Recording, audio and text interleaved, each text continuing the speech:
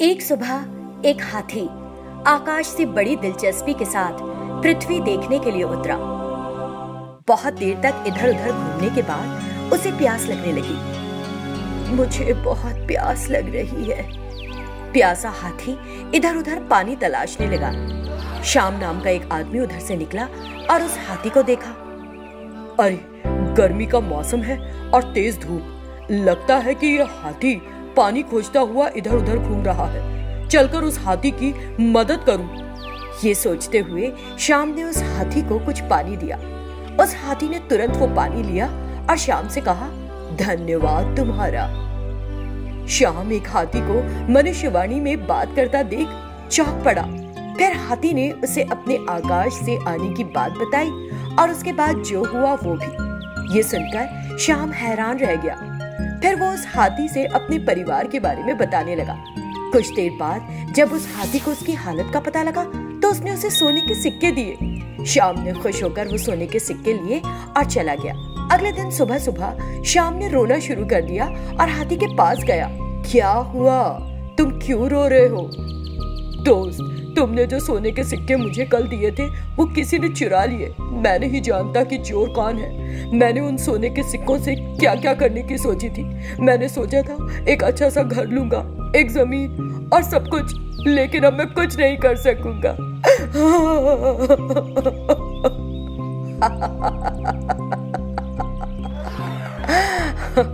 तुम ऐसे क्यों हंस रहे हो दोस्त? क्या मेरा रोना देखकर तुम्हें हंसी आ रही है?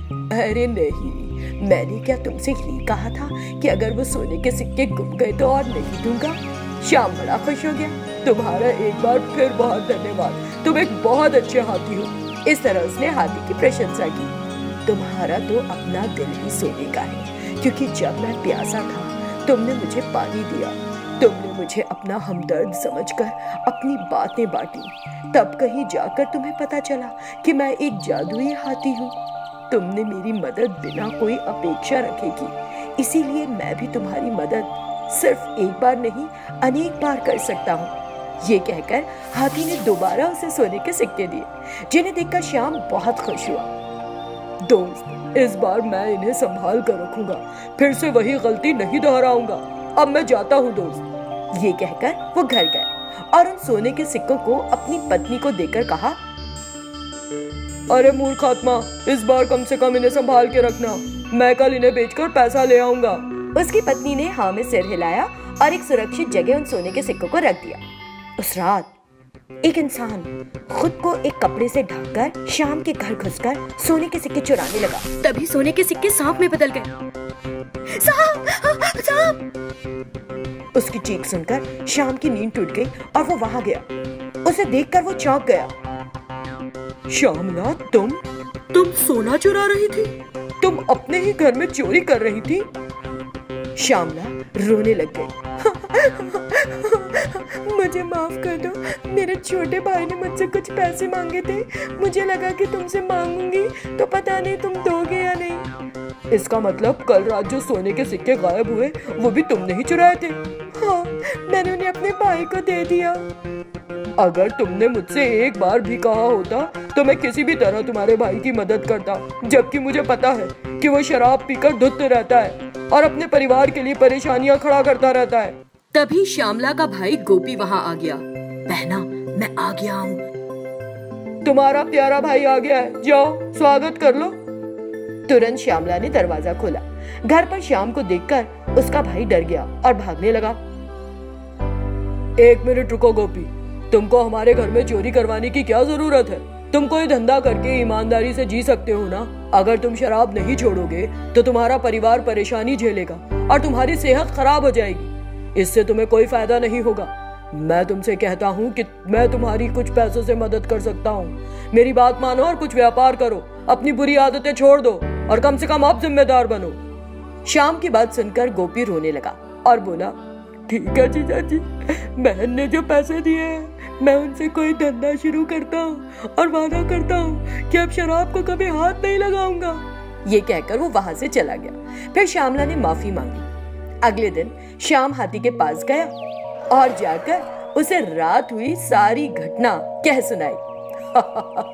मैंने ही उस सोने को अपनी शक्ति से एक सांप में बदल दिया था, जानने के लिए कि चोर कौन है। तुम्हारी बीवी ने साबित कर दिया कि घर के चोर को ईश्वर भी नहीं पकड़ सकता।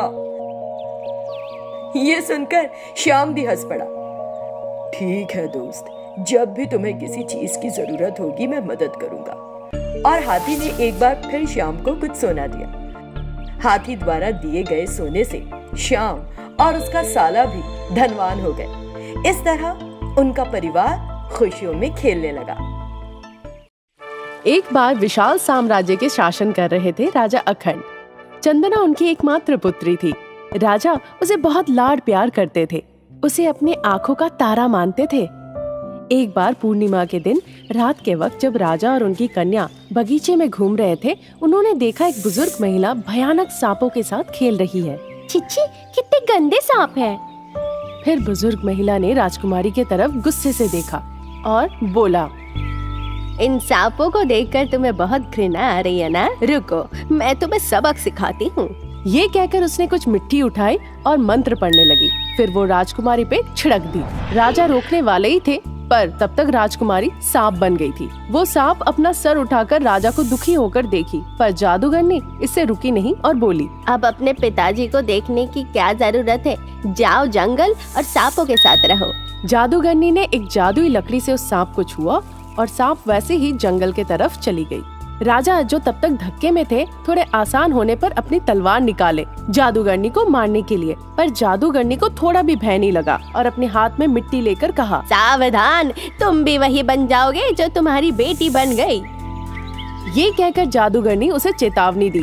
फिर राजा उनसे विनती करने लगे, मुझे बस अपनी जादुई विद्या से श्राप देना आता है, पर मुझे ये नहीं पता कि ये कैसे ठीक होगा। क्योंकि आप मुझे अनुरोध कर रहे हैं, तो मैं आपकी बेटी को सांपों की रानी बना दूंगी। वो राज करेगी सांपों के साम्राज्य में, फिर उसे सम्मान मिलेगा। आप जाओ और सोने का मुकुट बना के 2 दिन के बाद लेकर आओ मेरे पास। वो सिर्फ सोने का ही मुकुट होना चाहिए, कोई मिलावटी नहीं चलेगा। और कोई उपाय नहीं होने की वजह से राजा एक छोटा सा मुकुट लाके जादूगरनी को 2 दिन के बाद दे दिया। उस जादूगरनी ने उस मुकुट में शक्ति दे दी। वो मुकुट काफी शक्तिशाली था और जहाँ भी रखा जाता था वो सौभाग्य दिलाता था। अगर तिजोरी में रखे उस मुकुट को तो धन दौलत बढ़ेंगे, अगर अनाज के साथ रखे तो अनाज बढ़ेंगे। धीरे धीरे लोगों को इस मुकुट के बारे में पता चलने लगा।